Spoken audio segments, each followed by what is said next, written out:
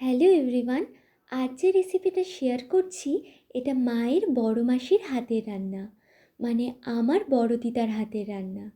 গরম ভাত কিংবা রুটির সাথে সত্যি অনবদ্য লাগে। আর এই বেগুনের কাচ্ছির জন্যই আমার মনে হয় শীতকালটা বারবার আসুক।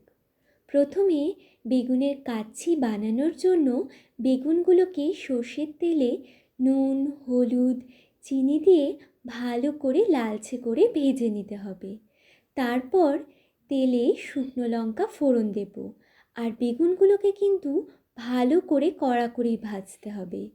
এবার তেলে শুকনো লঙ্কা ফোড়ন দিয়ে অর্ধেক টমেটো, 1 চামচ আদা বাটা, 1 চামচ রসুন বাটা দিয়ে নুন আর হলুদ দিয়ে অল্প অল্প জল দিয়ে কষাতে হবে। আর মাঝে কিন্তু আমি কয়েকটা কাঁচা লঙ্কাও দিয়ে দিয়েছি। এই কষানোটাই কিন্তু খুব ইম্পর্টেন্ট।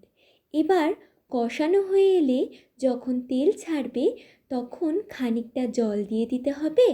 আর জলটা ফুটে এলে স্বাদ মতো চিনি আর বেগুনগুলো দিয়ে দিতে হবে। এবার খানিকক্ষণ বাদেই বেগুনের সাথে মশলা মিশে এলে রেডি বেগুনের কাচ্ছি। তো তোমাদের কেমন লাগলো রেসিপিটা অবশ্যই জানিও, আর ফলো কিংবা সাবস্ক্রাইব করে দিও।